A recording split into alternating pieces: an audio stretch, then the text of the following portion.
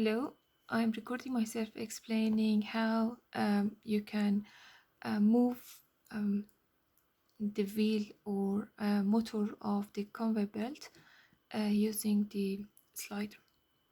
So for all of you, the picture is available on Brightspace. So I have all the small pieces of the project here. For the conveyor belt, I can use this part, and the wheel or motor can be used separately. So what I'm going to do is I'm going to grab it and Control C or copy, and then go back to your Graphworks, and I want to open a new one. Now I paste it here. You will notice right away that the size is a little bit too big. That explains why I have two sizes. If you can work with bigger size and zoom out the window, because here you are able to zoom out. From here on the top, you can have this one here, and then you can zoom out, and you can also scale it down or change it a little bit as you wish. If you're not confident doing this, so what you can do is you can grab the smaller one that I have for you. So if you copy this smaller one,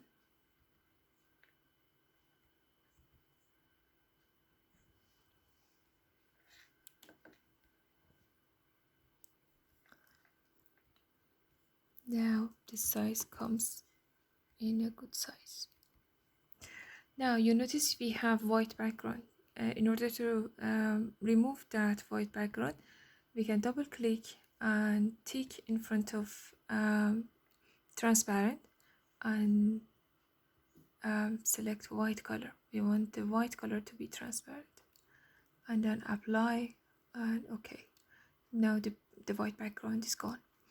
Now on its own, this is not going to have any movement, any dynamic.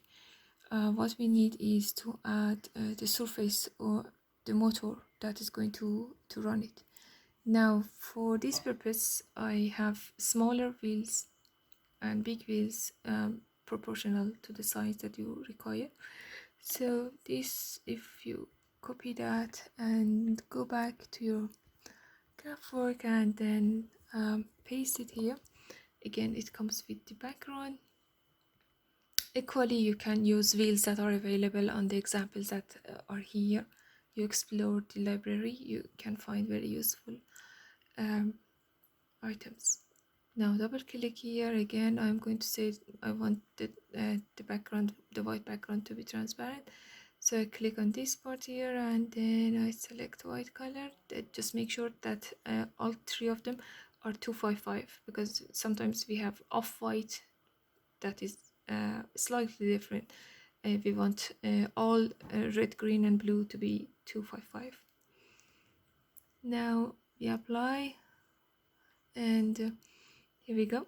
So if I put that on top of this picture, now I can have a copy of that. I just Control C, Control V to create a copy of that, and then I put it in the other side. You will notice that in my recording they are slightly different colors. The order of the colors are slightly different. I did that on purpose to see if I can show better animation by different colors, but it didn't matter that much. So you can use similar wheels. Now I want to bring a slider and attach these wheels to a slider to be able to move them. For a slider on the top side, you can find it here, if I can zoom in. So when you move your mouse or cursor on it, you can see that it says slider.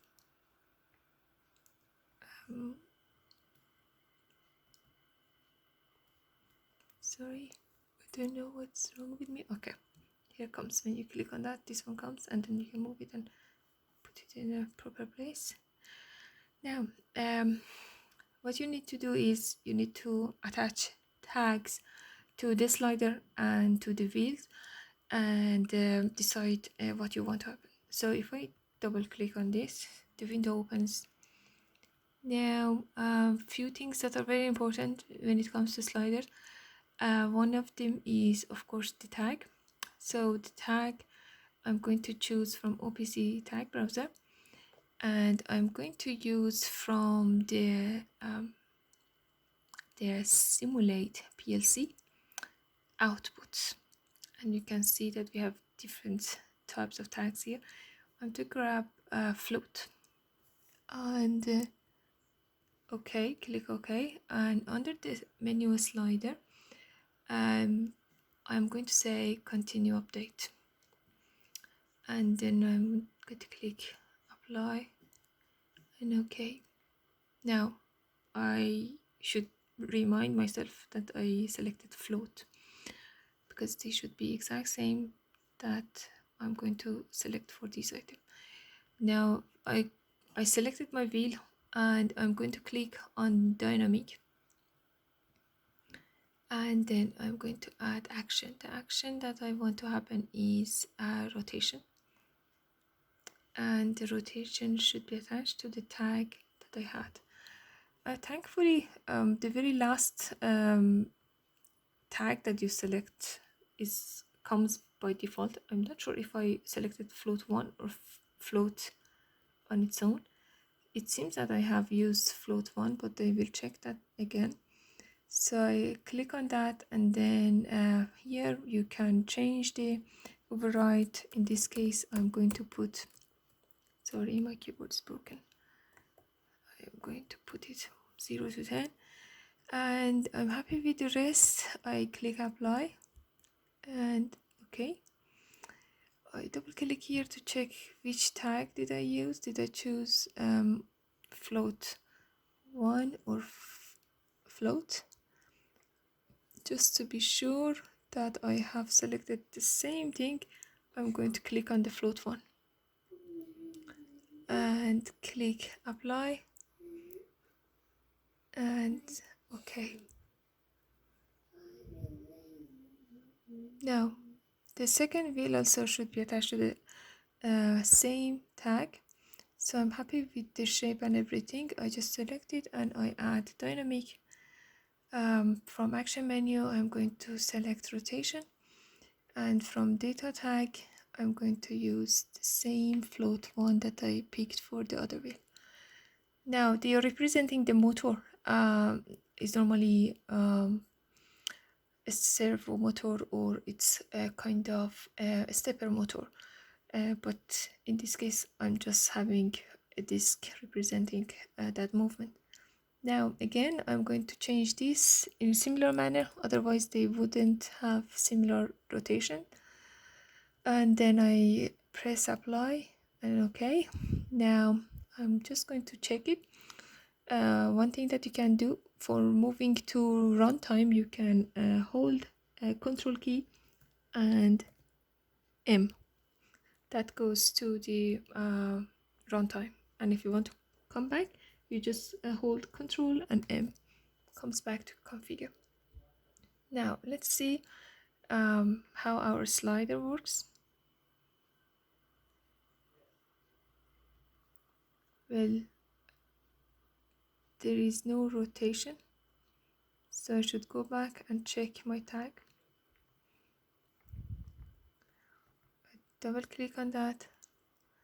That is float 1, and if I'm not mistaken, this one.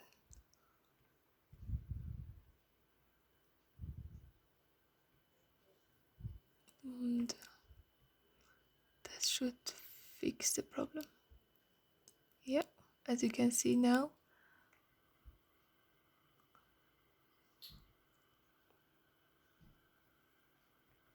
you can move the wheel with the slide.